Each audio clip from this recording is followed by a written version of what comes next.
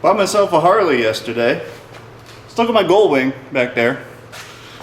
But I bought it yesterday. And here it is today. So pretty typical, buy something new and then immediately tear it apart.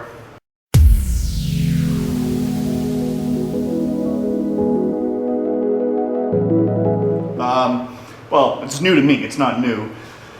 This is a limited, no, what the hell is it? Harley, the nomenclature is like impossible to understand.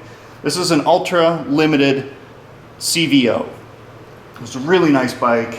It already has some upgrades to the sound system. I'm doing more upgrades to the sound system. A few other little things. Gotta put a backrest on for the driver's seat because my back needs that. But otherwise, I think it's pretty much ready to roll.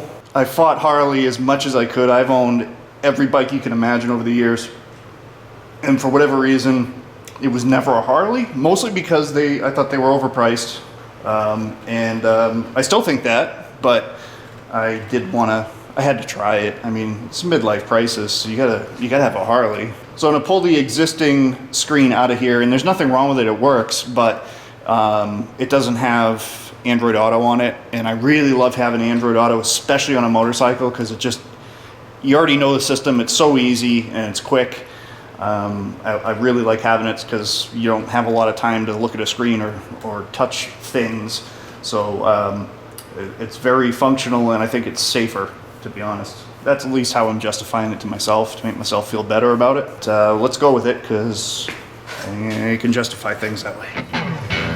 As you can see, it already has Arc Audio Moto 600.4, so that's a 4-channel 600 watt amp, driving 4 speakers that have also already been upgraded to Hertz audios, and I'm probably going to put a couple of subs somewhere, but for mids and highs and mid bass, it freaking sounds awesome now.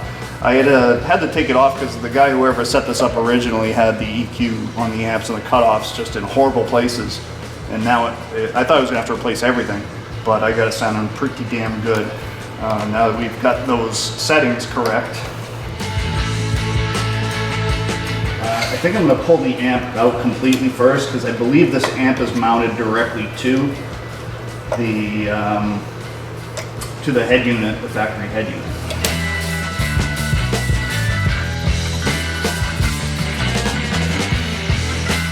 Oh, the Velcro is strong with this one.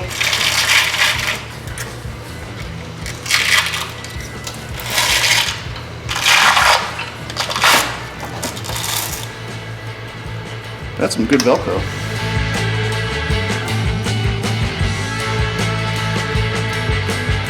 Oh, I didn't see you, little bastard. By the way, I don't know that you have to even take this panel out. I think you could probably get in there with it in place, but I like to take stuff apart. I might find a cleaner way of running the wiring, something that somebody else missed.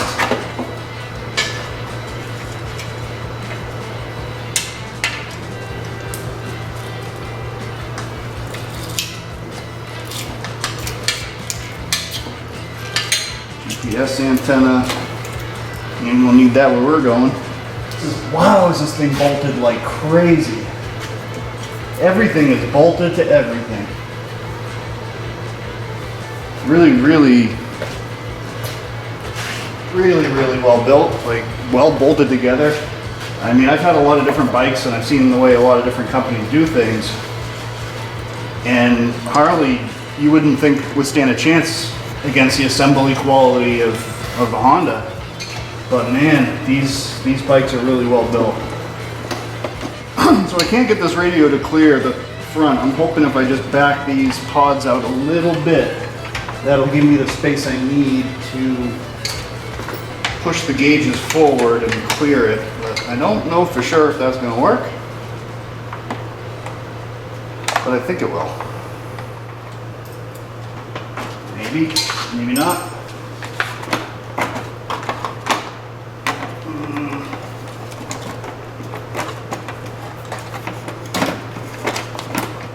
Oh, it's so close. Oh, yeah.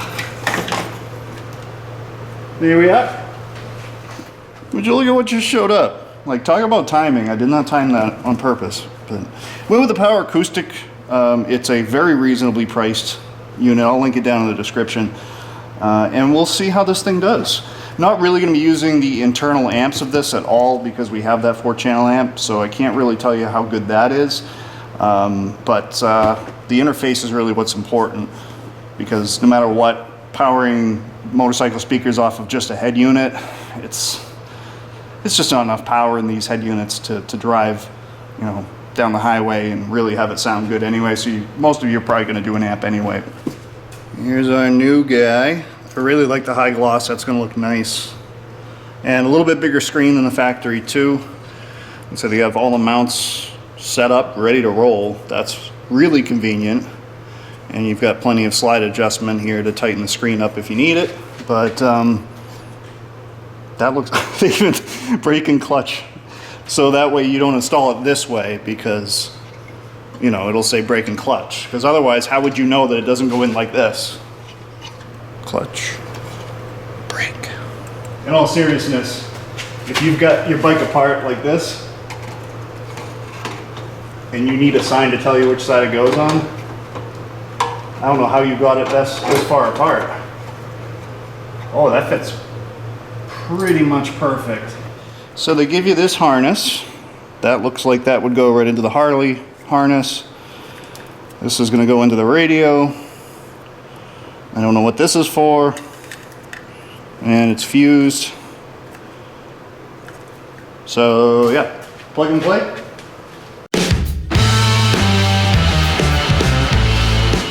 That should be enough. No, I gotta get the amp in there to power it up.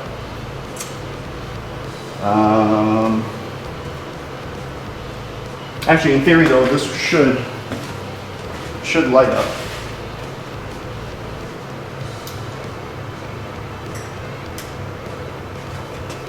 And it lights up. Nice looking screen. Oh, it came with a microphone. But I've got a factory mic on here, so I don't know if it's going to work with my factory mic or if I have to use this. I guess we'll find out later.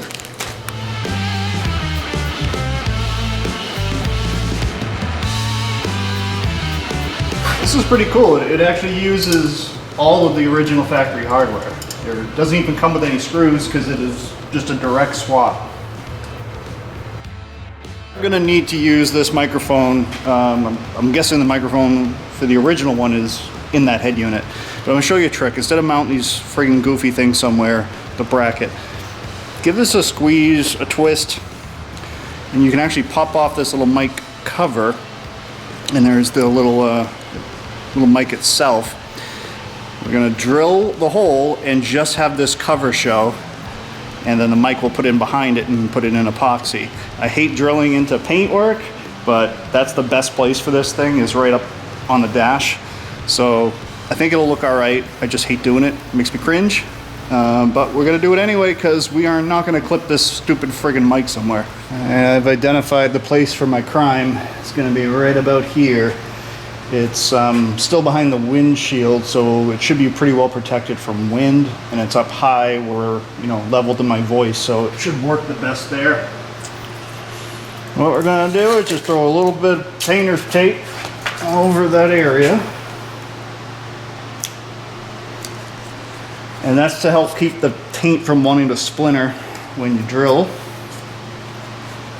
I'm also using a bit that is much smaller than I need to use.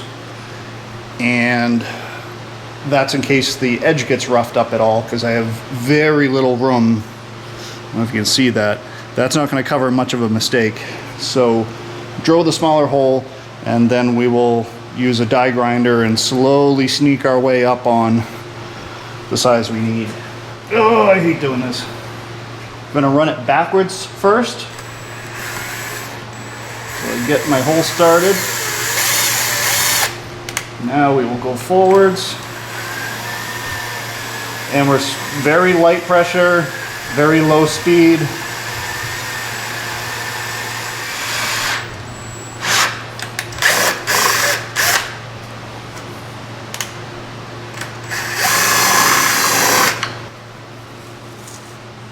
That actually is pretty friggin' clean. I think I'm going to go to the right size drill bit on this. I wasn't sure how well that was going to cut, but it cut really nice, a nice crisp edge, so I think I can get away with it. Famous last words.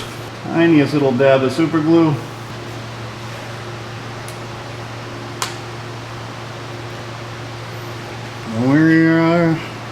There's that. All right, on the other side, just put a little relief cut in here so the wire has a place to go. We're gonna get the mic right in the center here. And then I'm actually gonna use hot glue, believe it or not. So seal up around it more than anything.